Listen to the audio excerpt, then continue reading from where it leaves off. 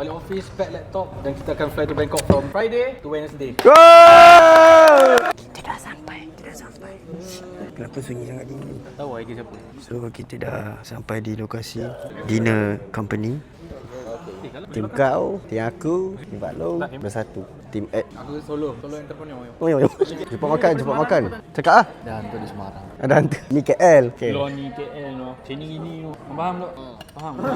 Kita makan dulu. Jadi kita sambung. Chicken, beef, telur, sotong. Tengok udang dia jahat. Tunjuk Pak Long. Masa tapak tangan tu. Udang. Ni kalau aku sapak ke kau. Apa tak dapat Pak Long. Cepat makan semua. Happy anniversary.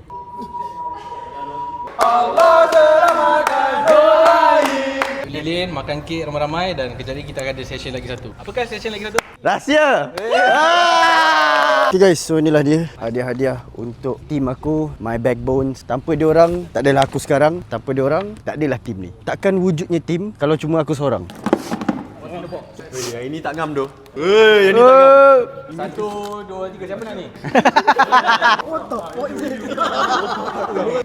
Jangan ada second thought untuk ni. Ada saya ketok benda tu ikut tau. Matamu, lihat matamu.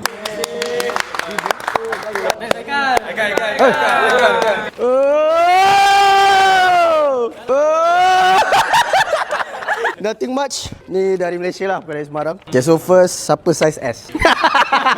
Siapa size S? Serius. Aku beli tadi. Last minute punya plan. Tadi pergi IOI, sempatlah cari beberapa baju. Okay, so ni extra large. Aku tahu dah untuk siapa. Untuk Daus.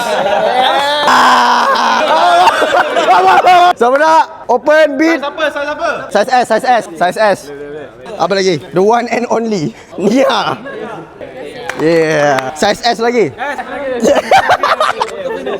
Next. Okey lah, lawa apa? Bersyukurlah. Size M. Maafi size M. Ai. Apek tak payahlah. Kau tak payahlah Apek. Ada tau. So untuk Apek spesial.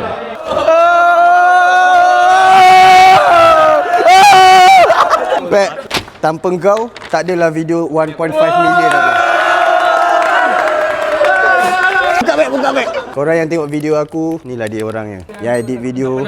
Admin aku tak nak tunjuk. Nanti orang maki, lambat reply. Thank you, Pak. Thank you for everything. Semua, thank you to My Backbones. I'm happy with the growth of our company. So, aku harap kita berkembang lagi. And this is just the beginning. More to come. Big applause to ourselves. Thank you. Last final prize. Ini adalah hadiah untuk the show appreciation. MVP lah. Ai dengan Safwan. Malam ni balik office, pack laptop dan kita akan fly to Bangkok from Friday to Wednesday. Go! Harapan saya untuk